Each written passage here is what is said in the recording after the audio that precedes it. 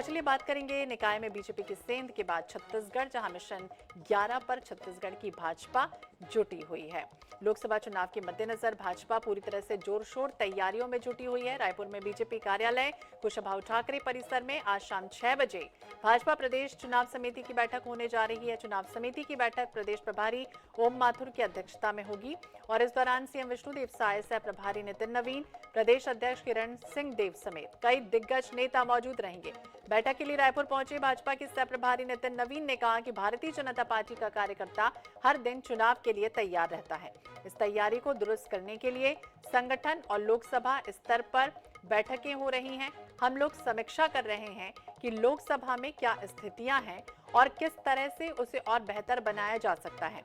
इसके अलावा प्रत्याशी चयन के फॉर्मूले वाले सवाल पर नितिन नवीन ने कहा कि फॉर्मूला तो विधानसभा में भी तय था, जनता के बीच में उसकी साख होनी चाहिए।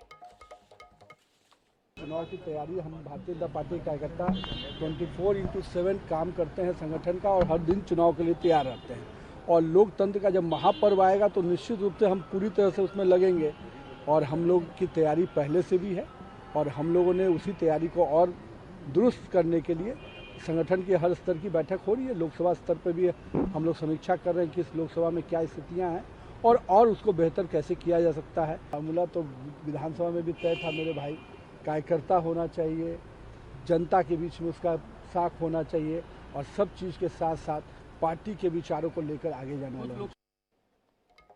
तो पार्टी के विचारों को लेकर आगे बढ़ेंगे। 24/7 हर कार्यकर्ता तैयार रहता है, हर दिन हम तैयार रहते हैं। हालांकि हमारी तैयारियां पहले से हो चुकी हैं, लेकिन हम उसे और बेहतर बनाने की पुरजोर कोशिश करेंगे। संगठन स्तर पर समीक्षा लगातार हो रही है और बेहतर इसे और कैसे किया जाए, इस तरह की बातों का जिक्र भी हुआ है। जनता के बीच हमारी पूरी तरह से साख बनी रहे। तो लोकसभा चुनाव की तैयारियों में भाजपा जुटी हुई है। बीजेपी प्रदेश चुनाव समिति की आज शाम एक बार फिर से अहम बैठक होने जा रही है।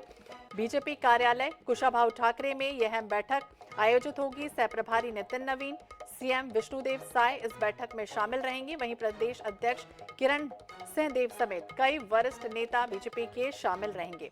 तो रायपुर जैसे ही पहुंचे थे सह प्रभारी नितिन नवीन, उनका ये बड़ा बयान भी सामने आया कि 24/7 हर एक कार्यकर्ता पूरी तरह से तैयार रहता है। लोकतंत्र के इस महापर्व में हम सभी लगे हुए हैं और अपनी जिम्मेदारी निभाते रहेंगे।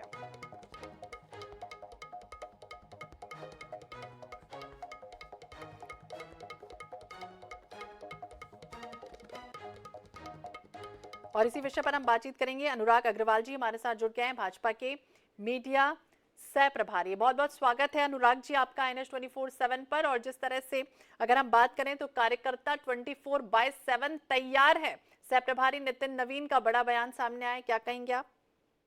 देखिए, एक बात समझिएगा, Bharatiya Janata party cadre based party है।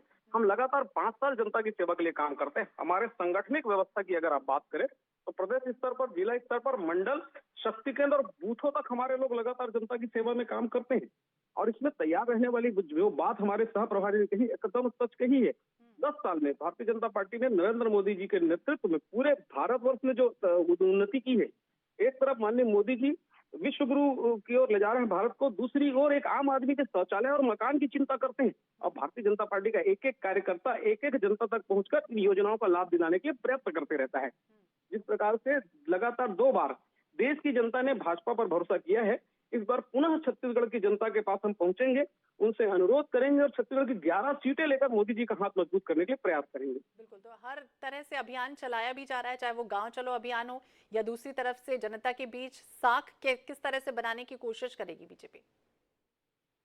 जी अनुराग जी। देखिए, अभी हम 2 अभियान चला रहे हैं। एक तो गांव चलो अभियान में, इसमें छत्तीसगढ़ के माननीय मुख्यमंत्री विष्णुदेव साय जी, दोनों उप मुख्यमंत्री माननीय विजय शर्मा जी, माननीय साहू जी और सारा मंत्रिमंडल, हमारे सारे सांसद, सारे विधायक, सारे जनप्रतिनिधि हम जनता तक पहुंचेंगे। नरेंद्र मोदी जी की एक एक योजनाएं, चाहे हम बात करें गरीब अन्न कल्याण के चावल की बात करें, प्रधानमंत्री आवास की बात करें, जन स्वास्थ्य सुविधाओं की बात करें, सारे विषयों को लेकर जनता तक पहुंचेंगे और जनता को बताएंगे कि इस 10 साल में देश ने क्या प्रगति की है। देखिए, ये एक हिम्मत वाली सरकार है। इसने तय किया है कि हम 10 वर्षों का एक श्वेत पत्र जारी करेंगे। 2014 में जो स्थिति थी देश की और 2024 में जो परिवर्तन हुआ है, इस परिवर्तन को जताने के लिए हम एक पत्र जारी करेंगे जिसे श्वेत पत्र कहते हैं। कि वही सरकार कर सकती है जिसने काम किया है, और जनता की बाकी बची चीजों के लिए लगातार भारतीय जनता पार्टी काम करेगी। पूरे देश में ये 7 तारीख से 11 तारीख तक 4 से 11 तक चलने वाला था। छत्तीसगढ़ में ये 7 तारीख से प्रारंभ हुआ है। इसी बीच हम शक्ति वंदन करके एक और अनोखी योजना लेकर आ रहे हैं। इसमें 3,20,000 स्वयंसेवी संस्थाओं से मिलेंगे और लगभग 8 लाख महिलाओं को मोदी जी के विकसित भारत अभियान से जोड़ेंगे। ये भी आपसे समझना चाहेंगे अनुराग जी, केंद्र की योजनाओं, आपने कहा कि वो उसका जिक्र होगा, तो केंद्र की योजनाएं किस तरह से इम्पैक्ट डालेंगी राज्य की योजनाओं से बेहतर? देखिए, आपको याद होगा, इस छत्तीसगढ़ के कांग्रेस के मुख्यमंत्री हुआ करते थे जिनका नाम था भूपेश बघेल। उन्होंने कहा था कि प्रधानमंत्री आवास योजना में प्रधानमंत्री शब्द जुड़ा है, इसलिए पूरा पैसा प्रधानमंत्री को देना चाहिए। और ऐसा कह के गरीब के सपनों का आशियाना उन्होंने देने से मना कर दिया। जबकि यही कांग्रेस लगातार गांधी परिवार के नाम पे करोड़ों अरबों रुपए बर्बाद कर रही थी। यही कांग्रेस राजीव गांधी न्याय योजना चला रही थी, राजीव मितान क्लब चला रही थी। क्या ये बताएं क्या वो पैसा 10 जनपद से आता था? छत्तीसगढ़ की जनता को पैसा न देने के ये विभिन्न बहाने खोजती थी एक तरफ। दूसरी तरफ छत्तीसगढ़ की जनता को लूटने के लिए इन्होंने शराब को सहारा बनाया, इन्होंने युवाओं के भविष्य पीएससी को सहारा बनाया, इन्होंने कोल को सहारा बनाया। गरीब अन्न कल्याण योजना जिससे भूखे का पेट भरता उसको तक खाने में इन्होंने नहीं छोड़ा। ये भी कहा जा रहा है कि फॉर्मूला विधानसभा में तय था, नितिन नवीन ने कहा, तो वो कौन सा फॉर्मूला था, किस तरह से तय था जो अब इम्प्लीमेंटेशन होगा उसका? मैंने कहा ना कि जनता के सेवा से बड़ा कोई फार्मूला नहीं होता। हम तो कहते हैं पूरे देश में सिर्फ एक जात होती है। माननीय मोदी जी कहते हैं कि गरीब से बड़ा कोई जात नहीं होता। देश को धर्म के नाम पे सबसे पहले कांग्रेस ने बांटा। 1,87,000 वर्ग मील जमीन मुस्लिम तुष्टीकरण के लिए उन्होंने पाकिस्तान को दे दिया। फिर पूरे देश को भाषा, प्रांत, जाति के नाम पे इन्होंने बांटा। भारतीय जनता पार्टी तो मानती है कि गरीब से बड़ी कोई जात नहीं होती और गरीब तक अपनी योजनाएं पहुंचाना ही सबसे बड़ा काम होता है। अपनी योजनाओं को किस तरह से पहुंचाएंगे, ये आप अब जिक्र कर रहे थे। अनुराग जी, बहुत बहुत शुक्रिया बातचीत करने के लिए। तो जनता के बीच में उसकी साख किस तरह से होनी चाहिए, इसको बताने की कोशिश की जाएगी। हमारे कार्यकर्ता हर दिन चुनाव के लिए तैयार है। मिशन 11 पर अब छत्तीसगढ़ की बीजेपी जुटी हुई है। बीजेपी प्रदेश चुनाव समिति की आज अहम बैठक होने जा रही है।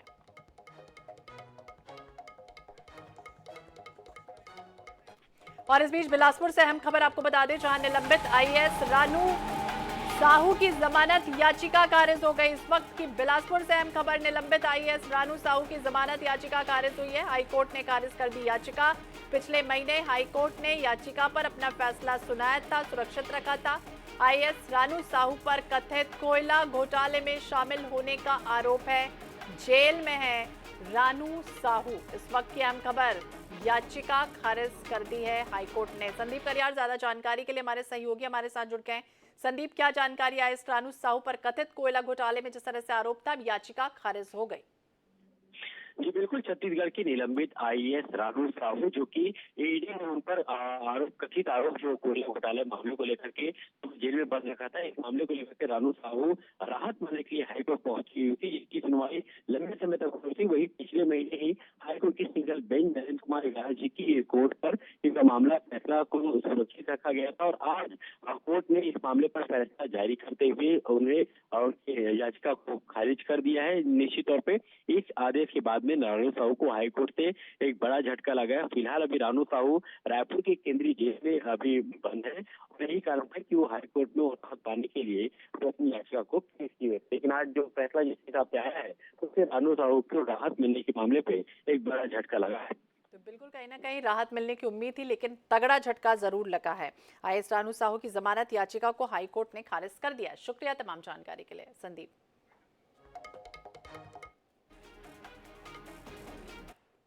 और इसी के साथ इस बुलेटिन में फिलहाल इतना ही। बाकी अपडेट्स के लिए आप देखते रहिए iNet 24/7।